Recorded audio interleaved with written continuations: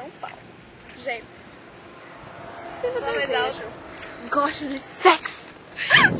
Mas acho que nunca tive um orgasmo. Como saber se gozei ou se apenas estou lubrificada? Procure um ginecologista. Mais uma. Vai, tô. Mais um. Agora quem que lê? Fernanda. Tenho orgasmo várias vezes enquanto transo. Isso é normal? Além de ser normal, você deveria ficar feliz. Porque há mulheres que nem orgasmo sentem.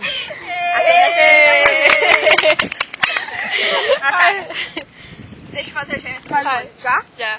Jameson responde. Qual é a terceira?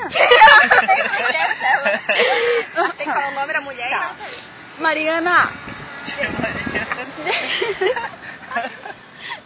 Jameson. Senhor. Não. Já foi essa aqui? Já. Essa. Cris de Recife. Jameson, na transa, meus orgasmos não são tão fortes como os que sinto com o vibrador. É melhor mesmo? Sei lá, tchau.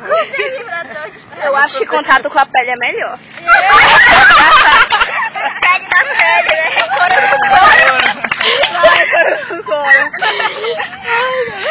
Vai, musiquinha. Jameson responde.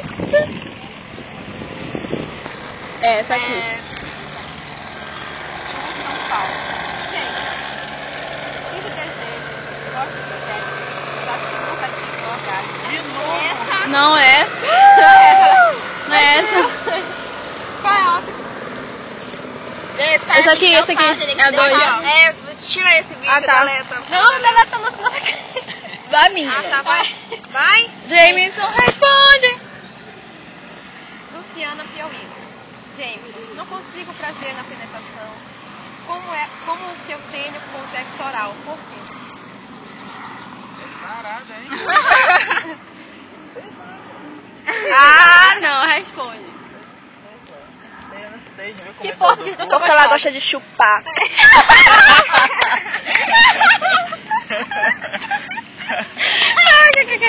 Sim. Fecha agora.